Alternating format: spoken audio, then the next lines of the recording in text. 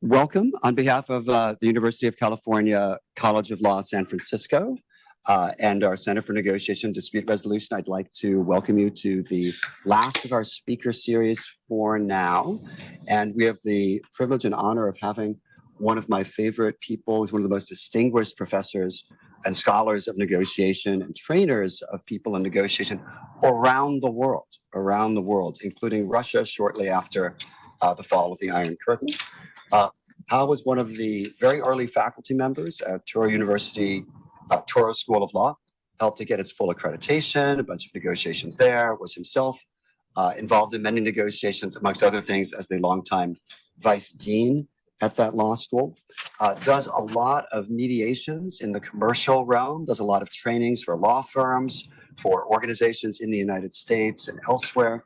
And his topic today is something that has really been neglected as far as he can tell and as far as I can tell in all of negotiation scholarship, which is, what do you do when you face an actual deadline, like in the Fox settlement recently about the voting and the misdescription of how voting machines work. So you're about to go to trial. You don't want to have things happen that are revealed there, that are damaging. What are the best practices for that? So this is going to be, as many of our speaker series are here, at least a two-way street. So partly Hal will share his ideas that he's developed now, and it's also partly to find out what your ideas are, which could be about scenarios, they could be about different contexts, they could be about different ideas from negotiation or other scholarship or other ideas that you've read that relate to this. The last thing that I will say is that I feel so honored to have been teaching negotiation full-time since 1995, and to be part of a group of people, scholars and teachers and practitioners, amongst the nicest people you could possibly imagine. And even by that standard, Hal is amongst the very nicest people that I've met in that group. And I am just so happy that he has come out here to spend time with us and to share his wisdom and warmth with all of you. So, Hal Abramson. Well, thank you for that very kind, generous introduction. Clark, I appreciate being invited, even though I just learned I'm the last speaker, so I've tried not to overinterpret that order. But at least I'm on the list, so I appreciate that. I also, sorry Harold could not make it here today. I understand he's listening from San Diego, so we'll see what Harold has to say about whether this was a good choice or not later on. And Maddie, who I just met, I appreciate her hosting me today here on site. And I want to start with a question for Clark. Did anything I say was truthful? Of course. For those that don't know, his expertise and scholarship is all in is part of it is identifying whether people are being deceitful or not. So I was just wondering whether or not I was being authentic based on your standards. I'd like to think I was, because I really do, in fact, appreciate the opportunity of being here. Let me now, I also want to welcome, for your information, my class in negotiations has been taught exactly this hour in New York is also here today. So I welcome all of you on Zoom. They're not here on a voluntary basis. It's a mandatory class. They're here. They have a paper they have to do. So despite that, I still appreciate the fact that the Touro law students are all here today on Zoom watching this. The topic today is on deadline negotiations. And my question that keeps coming up anytime I mention this topic to anybody is, has anyone ever faced a real deadline when negotiating? When you just can't get more time. Anytime I raise this issue with even with people, even among my colleagues in the field, they say, well, does this really come up that often? And then I just say, well, let's just think about it a little bit and think about when have we all been in situations where we just felt we didn't have enough time to negotiate. And once you start drilling down a little bit and thinking about it, we realize we all have examples of that. And the question is, what do we do about that? Well, to my surprise, to my delight, and for this I should thank all my colleagues in the field for, Up to this point, I've seen nothing written on such an obvious topic. What we're taught repeatedly is here's what you should do correctly. And we're explained in many books and many articles and many textbooks how to negotiate well. What they don't talk about is what do you do when you don't have time to do it? To do it by the book. So when you have little time. Now this whole project came out of an unexpected source. In 2017, I had the opportunity to teach for a year at the U.S. Air Force Academy in Colorado Springs. And I was asked to go there to help them build a negotiation program. I thought, well, that could be interesting. I have no military background. This could be a very different kind of experience. And I go there and I start, like any good negotiator would do, is let me just get the lay of the land. Let me get information. What's going on here? Because I had no military background. I never had the opportunity. Actually, I did have the opportunity. I never did serve in the military. And this was going to be my first opportunity to see up close what goes on. And as I went and looked at what they were teaching, I discovered they're teaching the same stuff we teach in all our classes. The same textbook, the same materials, given to us, very similar exercises. Some of the classic exercises are still being used there. And I thought, well, does this make sense in the military context? Of course, the first problem I had is I didn't know what it meant to say military context. So I had to spend time figuring out what that context meant. And what I soon learned is that context did not quite make sense based on what they were learning. They didn't fit because in a military context, especially if you're deployed in a hot zone or war zone, there's no time to negotiate and do things by the book. Things have to happen and occur rapidly. So it got me thinking, well, we should be revising these materials to reflect that military context. Because I realized that people are probably taking shortcuts all the time already.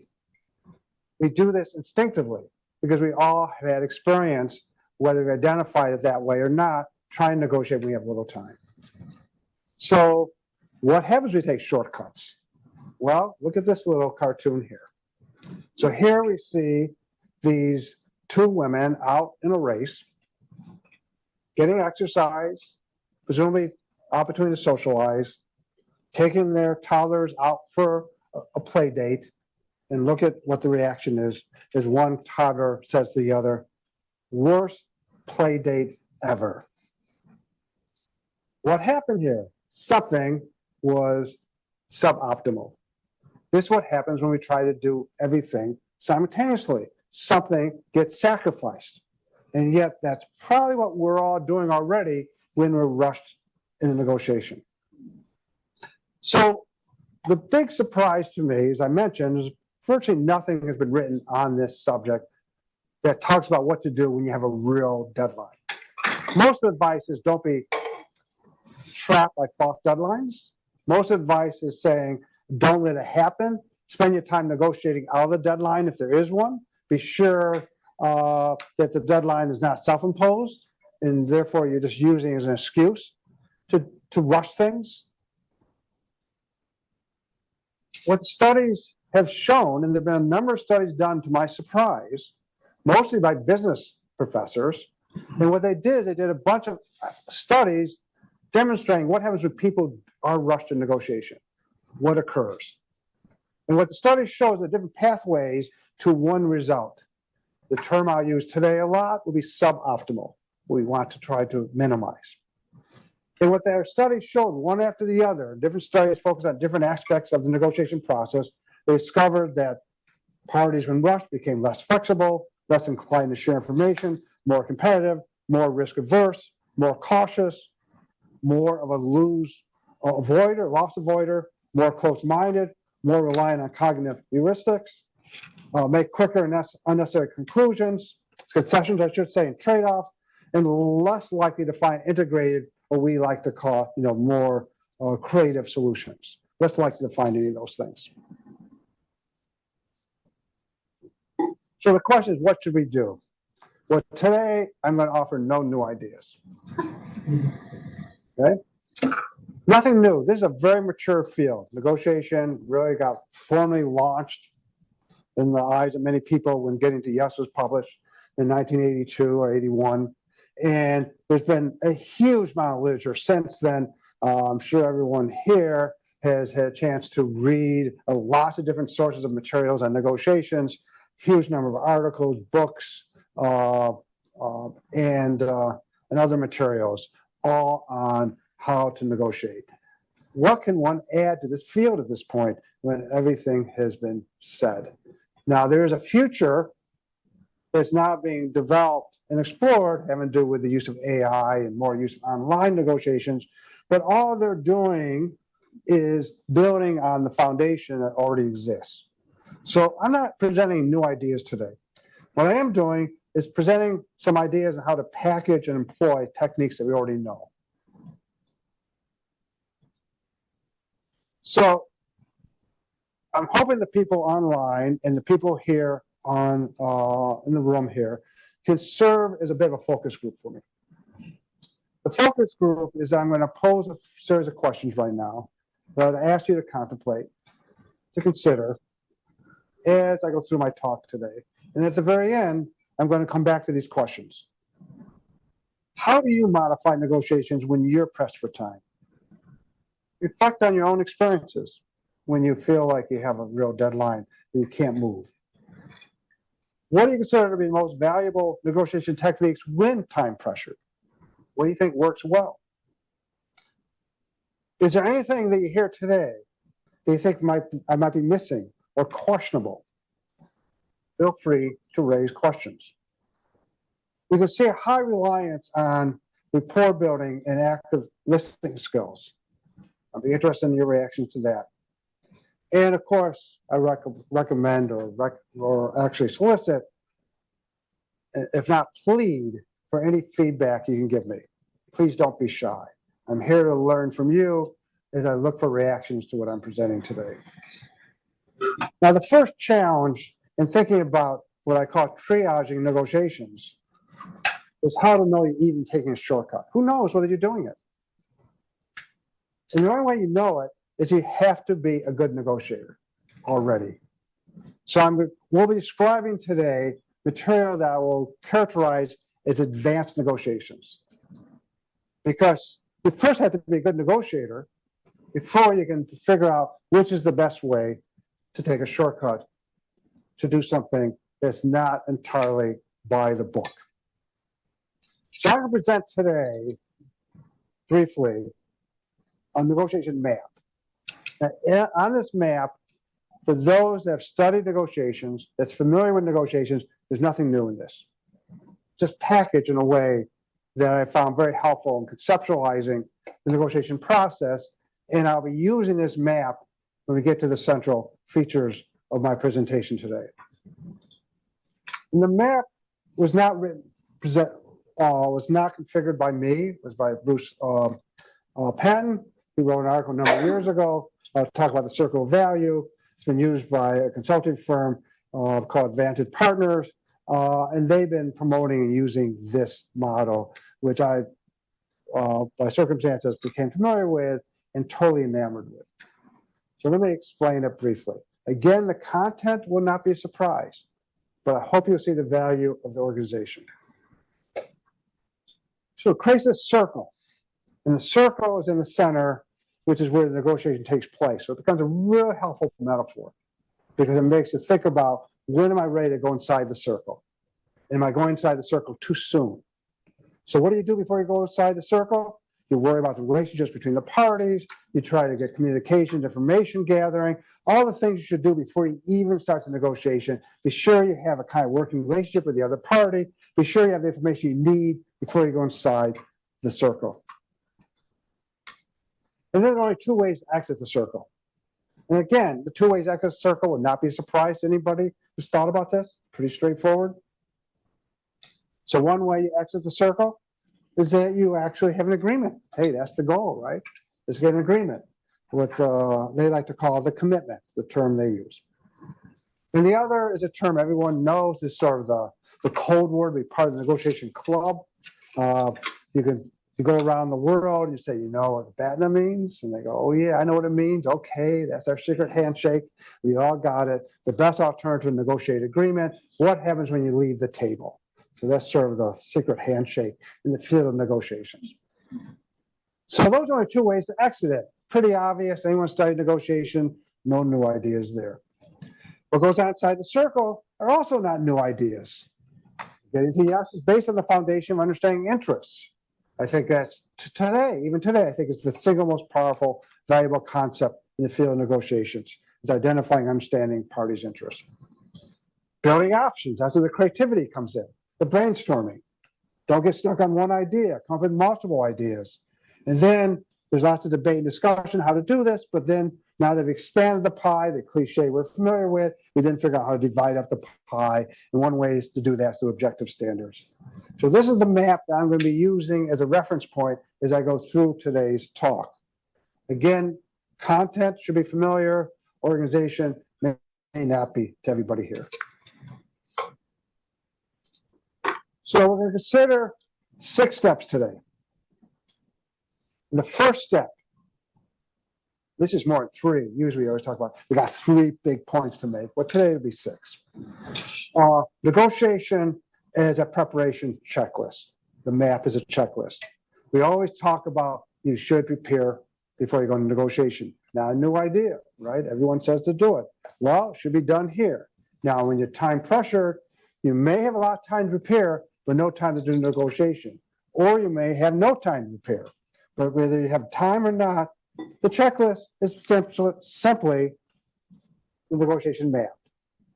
Think in advance about the relationship you want to have with the other parties. A good relationship is a weak relationship. Can I do something to fix it, to make it better? The better relationship, the easier it'll be once you're inside the circle. You're inside the circle. You got work to do there. Focus on interests and option building and expanding the pie and figure out how to divide up the pie.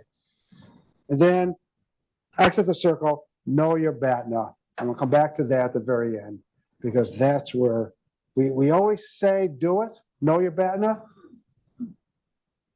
Important always, especially important when you're in time pressured negotiation. So first I'm going to go to my new thing for me, rapport building and active listening skills. And I now call this the accelerator. The accelerator of the process. We're talking about time pressured process. We need a way to move that process along. Active listening skills is the accelerator. Anyone who's taking a course on negotiations knows what the list sort of looks like. It can vary from teacher to teacher. It has slightly different labels. Here's the list that I use. The basic concepts should be familiar to anyone who's taking a course on negotiation. Listen for nonverbal clues. Engage in passive techniques. Use silence when appropriate. Mirroring. Summarize with a check. One of my favorites. Summarizing what you've heard and ask if you got it correctly. Show empathy. A lot of power in that technique, and of course, knowing how to ask questions and making the big choice between open and closed questions. Familiar techniques. And as the people who promote this like to say, it has these 2 large benefits, and they are large benefits. They help us retain the information, engage in active listening skills, and they also do something that's really important in a time pressure negotiation. It creates an environment where the other parties more likely to share information, because they feel heard and understood. Now it's confession time. I've been teaching this for decades, but not with great enthusiasm. I've done it because we're supposed to do it. I've done it because it seems relevant. I've done it because that's what all the books said to do. And I wasn't particularly enthusiastic about because it all seems so self-evident and obvious. I'm going to go to law school and learn this. And I'm going to put up here a good friend of mine who may be online today. I don't know if John is there. John Darkey, he was going to join us today. John is a very good friend, and here he is in the 1990s teaching us about active listening skills with his talking parrots. And some people here may be familiar with his material. And by the way, just for the record here, only John can get away with that shirt. Take a close look at it. He's in Hawaii. He's still there in Hawaii. He's been there for 40 years. I think it's 50 years of teaching now. And John, I couldn't get away with that shirt. If you can't tell what it is, these are pineapples all over. It tells you where he's from. So John would have this thing called the Barkey Chorus that we would teach and use. And it was all very helpful, and I used it. I put in teachers' manuals and books I've written, and I was a big fan of it as inclusion, but not a fan with much enthusiasm. Then that all changed for me in 2017. 2017 is when, this is the year I was at the U.S. Air Force Academy. And I was asked to teach a course called Advanced Negotiations in the Military Context. So as any competent teacher knows, when you're over your head, you bring in lots of speakers. So I brought in speakers that would teach me along with the students. And it was a fabulous course. It was a great year I had there. And I really appreciated the opportunity. It was wonderful. And one of the speakers I brought in was someone who flew in from Washington, who was an FBI instructor and negotiator, is a guest speaker. And he comes and starts talking about what they do to train FBI. They turn the term, it's no longer called hostage negotiators, now they're called crisis negotiators. And he says, here's how we teach the crisis negotiators. And what does he start talking about? Active listening skills. They go, really? This is getting interesting. And then he says, I'm going to talk about a recent case where I'll demonstrate the effectiveness of these skills. And I said, okay, well, he's just a guest speaker. I'm just sitting there with the students. And he starts to talk about a situation I was acutely aware of. And that was the Boston, Marathon Boston bomber. And he turned out, unbeknown to me, was the head of the negotiation team that was there on site handling the younger brother negotiation. Now, he was not the direct negotiator, he was head of the team. There's someone else that had the conversation. So this is a time for trigger warning, because I'm going to show you the picture of the bombs going off at the opening, at the finish line. I'm also saying this because also online, I can't see on here, but I know they plan to be online. There's also my sister and brother-in-law. My sister was at the finish line when this happened. She's also a doctor, and she saw this happening firsthand. And my brother-in-law at that time was running in the race and got stopped 1 mile before the finish line, being told the race is over. So here it is, a very traumatic moment.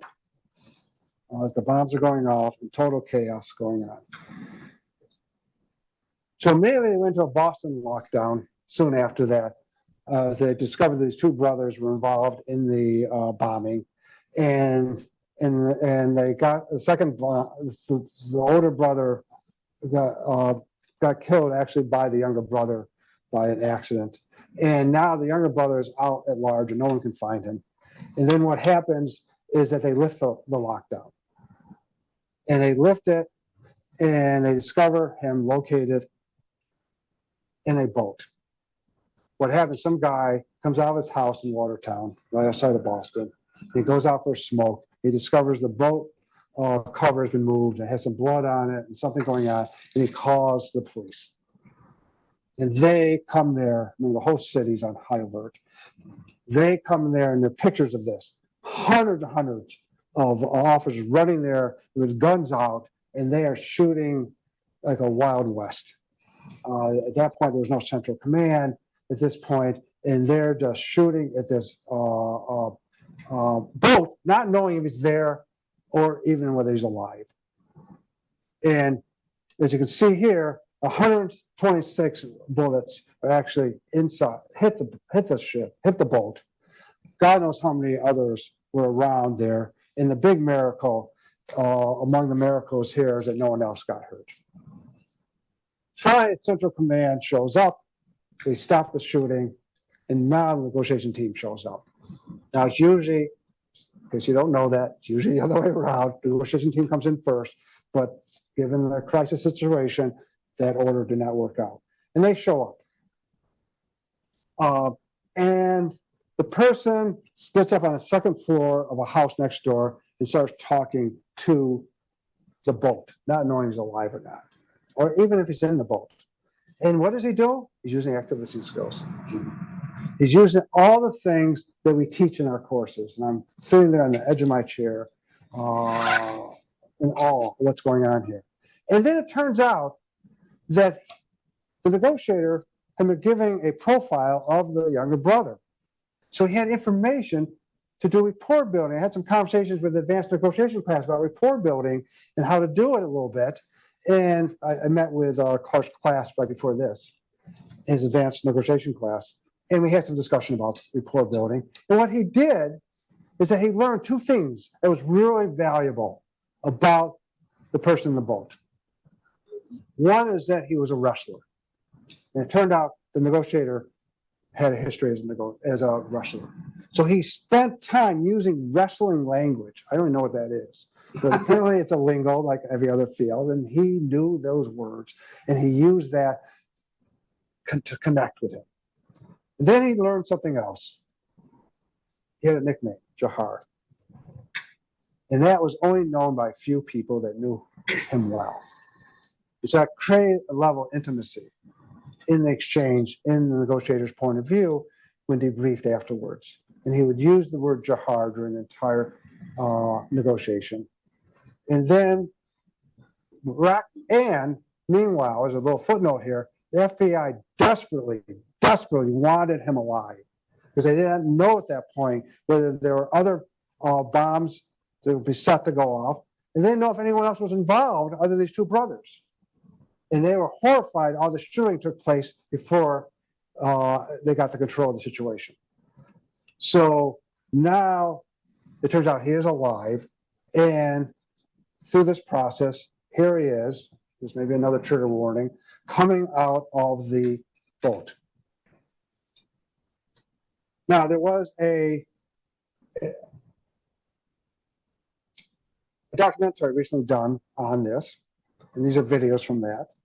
And this person here is a person by the name of Billy Evans. Billy Evans was at that time the superintendent for the Boston Police Department. So he was the local person in charge. And in the video, in the documentary, look at the look on his face. They negotiated with him. He couldn't understand the concept that negotiation could have a role in this kind of crisis situation. And the next picture is even more revealing. Look, note his hand. They even got him to sit up. And it is really miraculous with this negotiation process. And the other piece that is I am most struck by this story in rapport building that took place in the setting is that when they got him into the ambulance, Jahar, and take him to the nearest hospital, and they don't know if he's going to live or die at this point, and they have him on life support inside the ambulance. And they decided to put the negotiator in the ambulance with him because the only person he's had contact with. And Jahar takes the hand of the negotiator and holds his hand for the entire trip to the hospital. So, John, if you're listening to me, you may be onto something. So I've become much more enthusiastic about the power of this, but that wasn't enough to cement my appreciation of it. I had another experience in 2023, this last spring. I'm at a conference in Zurich, International Academy of Mediators. And for those unfamiliar with the group, it's a group of mediators from around the world. It's a relatively small group of people who basically, this is their day job. They do this full time. And they're really good at bringing in speakers who are not your usual suspects.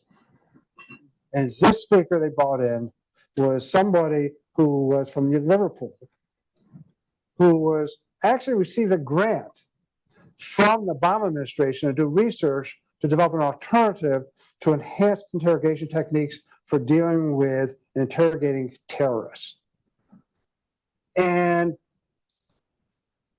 some of you may recall that under the previous administration, they were using something called enhanced interrogation techniques, which was really a euphemism for torture. as a way to extract information. And so the Obama administration said, is there a better way to do this? And they put out grants to a lot of different people to take a look at this. And this group received one of those grants. And they came up with a technique called, and the person who was the speaker was Emily Allison, who was terrific. And they came up with something called the orbit framework, based on the principles of building rapport. And you guessed it, using active listening skills. And they said, careful and authentic listening and not smooth talking is crucial. Hey, that's what we teach in negotiations.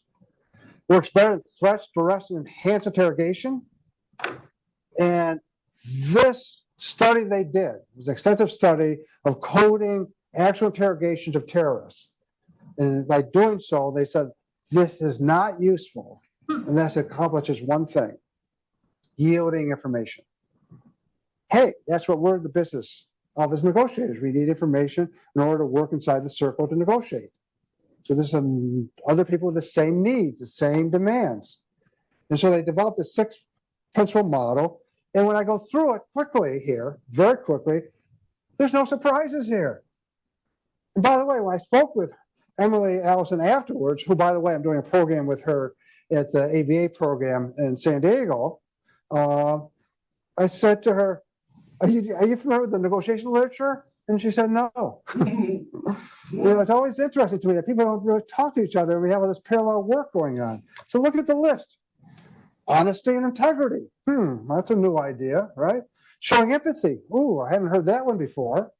Adaptation. That's what it really stands for, is being flexible. I said, why don't you use flexibility? So that's not the term psychologists use. So autonomy, respecting people's decision-making authority. Invocation. I said, what does that mean? That's again a term of art in her field. I'm putting in a term that makes sense to me. It means being curious. It's something we talk about. If you want to be an effective negotiator, you need to be a curious and authentically curious. And reflection, and there is the package of active listening skills that we're all so familiar with. So we've come a long ways since John's parrots, and here are his remaining parrots he has. And I've become a convert, and is why it's central to my discussion of how do you deal with negotiations when you have a deadline. Because it's central to FBI training. They have a model, they call it the behavioral change stairway model, which is based in great part on active listening skills. And now you just heard about the orbit model. So I view rapport building, active listening skills, is I said accelerator, I also call it the lubricant of the process. For building relationship rapport and doing something that's crucial to negotiations, gathering information. And I've gone from an unenthusiastic teacher of this to a zealous advocate. So now I'm going to go to the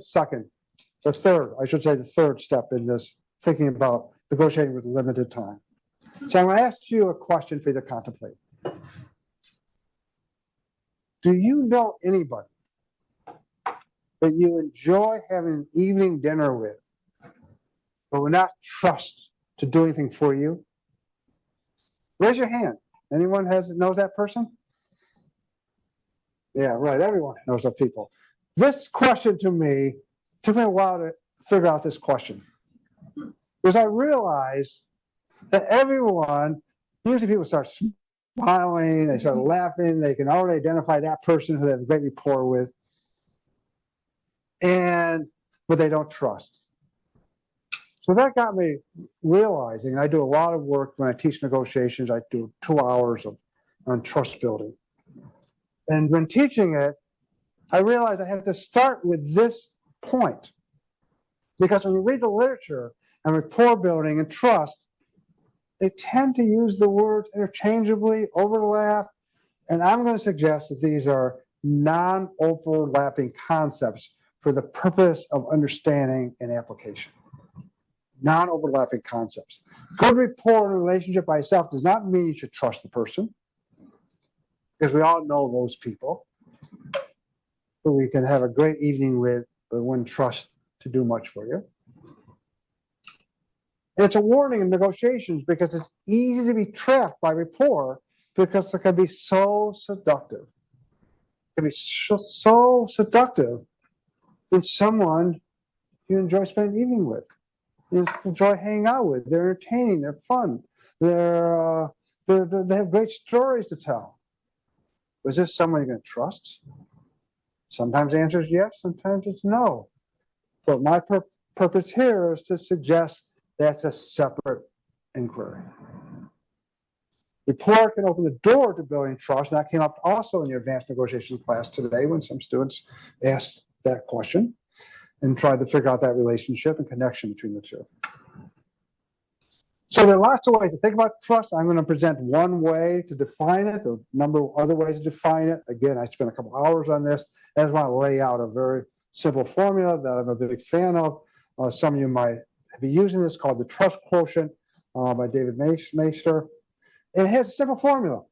It takes a big concept, a big idea, and brings it to smaller, more manageable concepts. Credibility, expertise, trust. I can trust a person because they're an expert. I can trust someone because they're reliable. I can trust someone because in the way he defines intimacy is this idea you can share information with them and trust information with them. And then you have to reflect on whether this person is very self-oriented, because that would undermine your trust in somebody.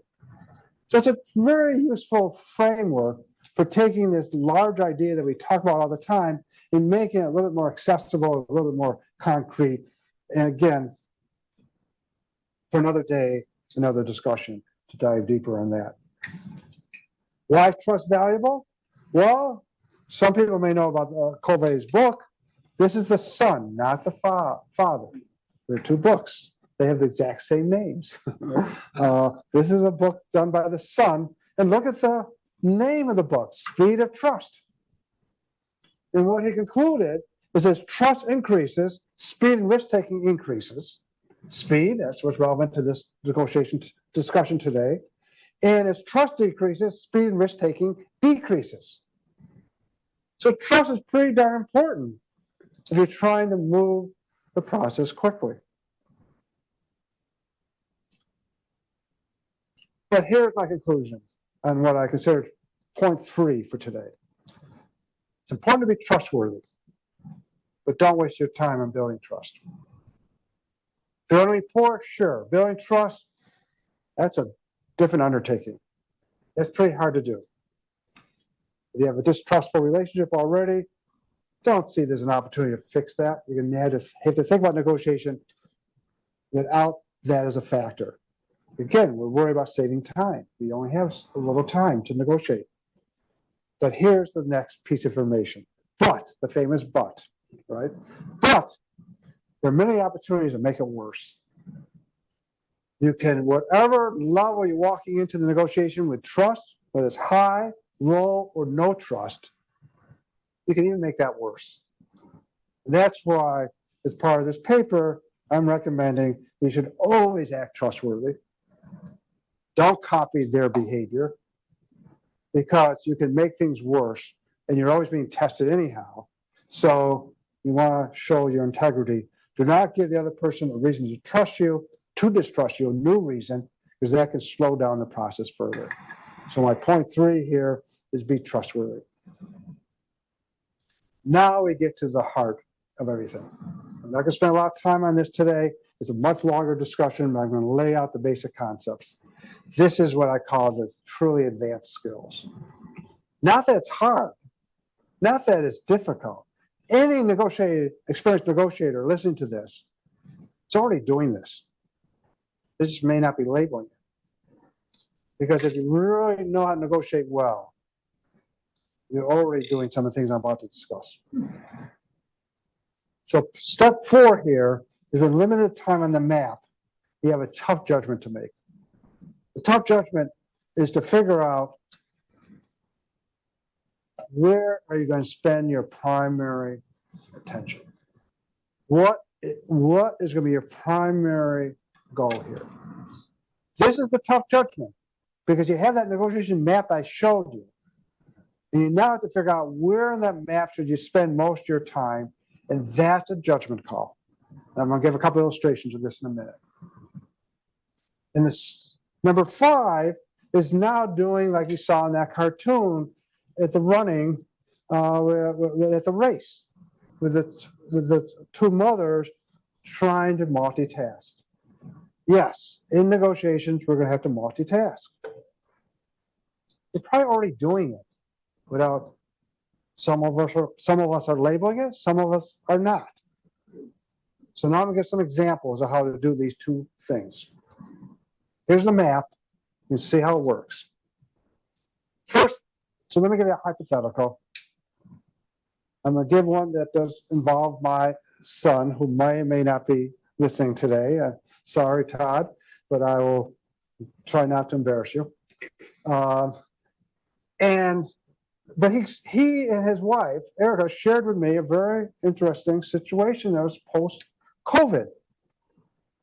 And that is, a lot of people of his generation are negotiating with employers to work at home and develop these hybrid work plans. They come to the office 1 day a week or 3 days a week, or 3 days a week at home, 2 days at the office, 1 day at work, 4 days at home, whatever it is.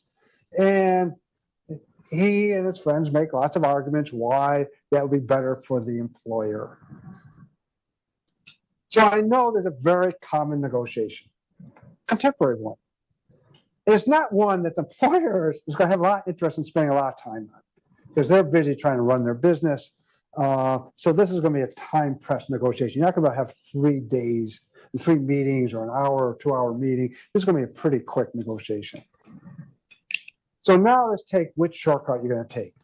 The shortcut that I recommend taking, this is my judgment, it's a judgment call. Is that this is all going to be about interest. The primary focus is going to be on interest. What interest does the employer need to be met if you're going to come up with this alternative plan for working at home? You come up with what you think is the greatest idea in the world, but whatever they say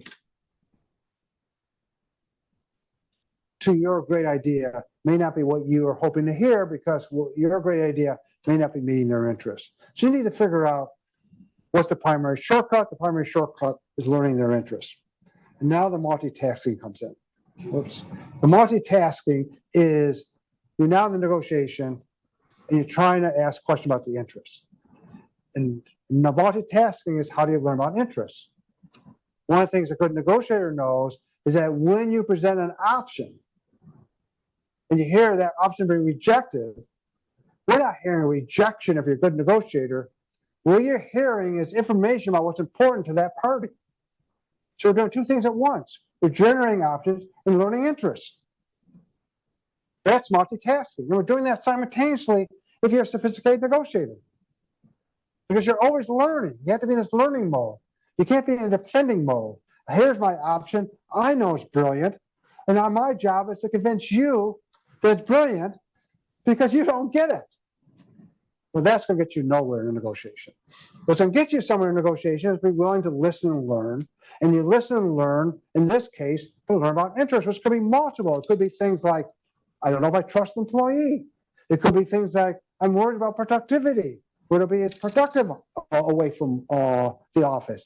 I'm worried about things like, I'm going to lose collaboration and opportunity for creative work when people are not together. Maybe what I'm really concerned about is I want to build a family here, a connection among people. It's hard to do that. Well, those are multiple interests. And your brilliant option may not be the one that meets their primary interests. So multitasking is doing all that at the same time and be trustworthy. You want to show that you are trustworthy, that you're going to act consistently with integrity and you're hearing well, and you want to build rapport and relationship. So you're doing 4 things at the same time. That's multitasking. Now, there's a risk here when you're doing all that at the same time. We're taking a shortcut. We run the risk of suboptimal outcome. But to reduce that risk, not eliminate it, but reduce it, we need to figure out how to do this stuff simultaneously in an intelligent, meaningful way with a thoughtful process. And that's what I'm spelling out here today. no new ideas. Just trying to figure out how to do it in this setting. Second quick example, one that some of you may be familiar with. It's a pretty common example. Again, these are simple examples on purpose. And as you go to buy a car, buy a used car, you find the seller, you go meet with the seller. What's the primary shortcut? What's the focus going to be? It's going to be on price.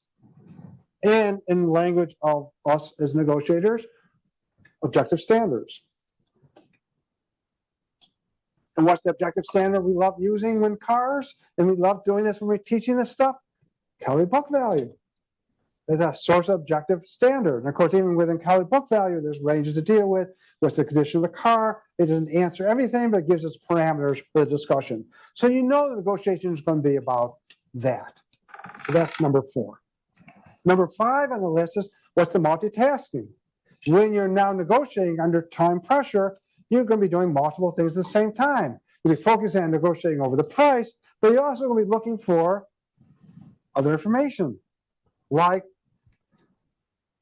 are they going to leak information about other interests we don't know about? When I was at the Air Force Academy, I had an interest I leaked. I was leaving in 2 weeks and I had to sell my car. In 2 weeks, I was in a movie van picking me up. I had plane tickets and I'm leaving town. My 11 months there is over. Is that useful information? Sure is to the seller of the car. So therefore, it isn't just about the price and what's reasonable. I have another interest. I need to close this deal pretty quickly. So when you're multitasking, you need to be thinking about not just the objective standard, in this case, the price, but other information you can learn. And we want to be always sensitive to rapport building and active listening skills and building a working relationship and be trustworthy. You know, the trustworthiness comes up here because there's lots of ways for people to misrepresent things regarding the used car. So you can figure out whether you can trust the other person if they're lying to you because you've got your Carfax and they don't know you have it. And you know what the history of this car is. And they don't know you have that, so you can test them. Terry McNamara calls this planting information minefields. I love that term. Creating a minefield. How can you figure out you can test the trust of the other person? See if they share information you know they have. So that's the task here. Now the last step is concluding the triaging process by being very clear where your BATNA is, because this is where you get into a lot of trouble. This is number 6 in the step. Number 6 is, remember I said as part of preparation, which is number 1, identify your BATNA and how the BATNA takes on even greater importance here than it does in any other negotiation, even though it's always important, because you're rushed. And you're so busy trying to close that deal. You're so busy trying to bring it to closure because you're on a timetable, you can end up with buyer's remorse. Go home that night and say to yourself, that was a mistake. What's the safeguard against that? Be sure you know your BATNA, your alternative. You keep that clearly in your mind so you don't make a mistake when you're in a rush negotiation. So that's the model. That's the presentation. 6 parts: prepare, build rapport, act trustworthy, select a shortcut, multitask, and use the BATNA as a safeguard. Now it's your turn. Questions? Here are the questions I had up here before. Any questions from anybody? Comments? Anything you disagree with? Any suggestions, recommendations? Clark. What a surprise. What a surprise. Let's see if my microphone will work. Can you all hear me back there okay? Yeah. A welcome surprise. So it seems to me like what you're saying is that the shortcuts are going to vary by the context. And the context that you've illustrated so far is substantive types of contexts, right? Sure. One of my students, who I think is here, brought up something that's different, which is, does it depend on you and your particular characteristics? So for example, neurodiversity. If someone, the example that she gave was if somebody has ADHD, and having a deadline will actually lead to the opposite of what your hypothesis is. People won't think worse; they'll actually be able to focus better. And I wonder about other aspects of diversity, right? Okay. So if someone faces a stereotype that they are, because of their group, they are uncomfortable with negotiation, and therefore they can be taken advantage of that way, or if they face a stereotype that they don't know information based on the stereotype. So women are often thought to, in the ADR's work going all the way back, to have less comfort with the process of negotiation. Then my hypothesis is that people from certain groups will have to prioritize in a different way. So that a woman negotiating in certain contexts, like your used car context, will have to signal in a variety of ways that they're super comfortable with the negotiation. And somebody who is stereotyped as being ignorant, that they don't know the information, they'll have to signal in some other way that they really know the information, such as laying down their car deals in front of the other person to signal that they've done a lot of research. So that's my question. Sure. I understand your project. Okay. Well, I have a Slide on that. No, I don't have a slide, and I have an unsatisfying answer. I have an unsatisfying answer. Yes, I did say unsatisfying answer. Not covered. But that's a glib answer to a more. I'm going to a particular slide here to explain the glib answer, because it's not covered. The reason it's not covered is because that's where is it? I got to the right slide here. There it is. It's not covered because that's the kind of thing that should be covered in any negotiation course. And it shows up in the model I'm showing up here about the relationship you have with the parties and part of your preparation. So it's not, that's important material you're talking about. And I remember coming up in class today, it caused me some pause. I thought about, okay, where does that fit in? And fortunately, I had a chance to prepare for this answer. I've given the same answer I gave in class, and the answer I gave in class was, there's a whole segment that I teach on, and different people teach different versions of this. I call it, I have a 2-hour class on cognitive distortion decision-making, and I go through a number of ways your own decision-making can be thrown off. And one of them that I do not cover is the one you're now describing, but that's where it would fit in. It seems to me that that's a very important material to be taught as part of any negotiation course in terms of you figuring out whether you're effective as a negotiator. One way I addressed a little bit of that, but not in the level of sophistication that you talk about, again, in a basic course, is I do something that you may do, and I know it's widely done, have people do these conflict style surveys to figure out whether you're competitive, cooperative, and other things that reflects a little bit about your own personal negotiation default process. So that's another opportunity to sort of raise and bring out those issues that goes to a basic course. This is taking what we already know and focus on how do we focus on that for this particular limited setting. So good question. I have no answer. Okay. Any questions I might have an answer for? Or questions I haven't thought about? Anyone online, Karen, with a question? No. All right. I'm going to go with the second question. Okay. Go ahead. You're a negotiation teacher with a deadline. Okay, how do you try? Right. How do you triage? Right. So you're asked at a party, or you're asked at the last minute. Can you fill in for somebody? You only have 10 minutes to speak about negotiation. How do you triage that? Well, that's not about the model here. I'm not negotiating anything in that setting. I'm just making a choice regarding what I think is most important to focus on. I'll switch the hypothetical. Then, okay, fine. Because I'm just thinking, okay, what would I talk about? We need a keynote speaker. Okay. And we're going to pay you 10 times. They don't know what your ordinary price is. Right, it turns out when you hear what they're going to pay you, it's 10 times what you ordinarily would make in a day. And it's at a resort that's your favorite resort. Okay. And the only thing is that you have to leave today, and they have to pick the speaker today, and they've spoken to everyone else. You have 15 minutes to convince them that you're better than the speaker that they're thinking about. Okay. Okay, so, And the okay, so now I can use the model for that. Right. Now I can use the model for that with this diagram up here. So I would focus on, I'll go directly to interest. That's the quick thing it's a great example. I see where you're going with this now. Great. Because it forces me to figure out where am I going to spend those few minutes in this conversation. And it seems to me that I want to go first to the interest. What's the criteria they're using for choosing someone? What are they concerned about? What is most important to them?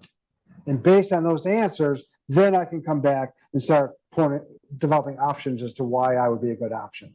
So there I go from interest and immediately go into options. And if I start explaining why I think I might be a good person because I have, I've been thinking about this subject for a very long time, and they say, well, we got lots of people that don't think about a subject for a very long time. That's not important to us. We need someone who is going to be available now and entertaining. So I go, okay, hey, I'm available now. Oh, entertaining. I'll give you some names of people to talk to, and you can check that out. I'm not going to make any claims about that. But you see how I'm multitasking at that point. And now I've gone to the second step, number 5, and I'm now, let me go back to that PowerPoint. Right here, I'm now going to the step of option building and assessing options. And based on them rejecting it, I'm multitasking by trying to figure out, okay, they don't like that explanation, then I got to come up with another one and to meet their interests. They just reveal something about their interests. They don't care whether I've done a lot of work on this project, and what they care about other things. I need to know what those other things are. So that's the way I would work through the model in this. Okay. Yes. I have a question. So for fitting in, sometimes the deadline they were speaking of this Can we short. get a mic just so the people can hear on the Zoom? My exercise for the day. Perfect. No better day. So sometimes the deadline itself could be not something clear from the outside, or perhaps to one of the parties. So I'm thinking, perhaps we'll use the example of a used car. If you go in and you're buying a used car and you know that you need the car that day, so you've self-imposed your deadline, but the other party doesn't know. How does that factor into how you're applying it to the system? Which parts you're prioritizing? Okay, am I the buyer or seller there? You're the seller, but you need to. Sorry, you're the buyer, but you need to buy a car that day. Okay. Well, use the model. So that's my interest. The question is, I'm focusing on trying to buy it, so I'm going to focus on what's important to that seller. So I'm going to try to figure out what's important to that person. So when I go to buy a car, what I do is I go right to the objective standards. I do my consumer report stuff, and I'm doing all that. I'm not going to tell them I need it that day, because I figure if I tell them I need, if I reveal that information, we know that's going to be exploited. In negotiation, which I do not cover in this material, but anyone wants to take a negotiation course, we love talking about the issue of information dilemma. Information dilemma is, do you have information, you want them to share as much information as you can get. You want to share, be forthright so that you can expand the pie and get creative options, but you don't want to share information that's going to hurt you. Sharing that information at that moment is going to hurt me. Right. So I don't want to share it. But I sure want to spend time understanding what their interests are. Is this the end of the month? They need to sell this car now. This is a used car, but in a dealership in your hypothetical. Yep. So the dealership. So, I figure they're worried about their sales commission. They're worried about, things are important for their livelihood. And that's what I focus on in the negotiation. And if it turns out there's something else going on, hopefully that gets revealed when I present my options. Okay. Well, I think that is about time for today. So we had a deadline on how many people could get their questions in. A little bit of a negotiation like your topic. How can people stay in touch with you and see how this evolves? Will you be posting drafts somewhere on SSRN? Well, on the Johnny Carson show. Johnny Carson show, yeah, we talked about. Well, I'm going back to the first PowerPoint slide. Here's my email address.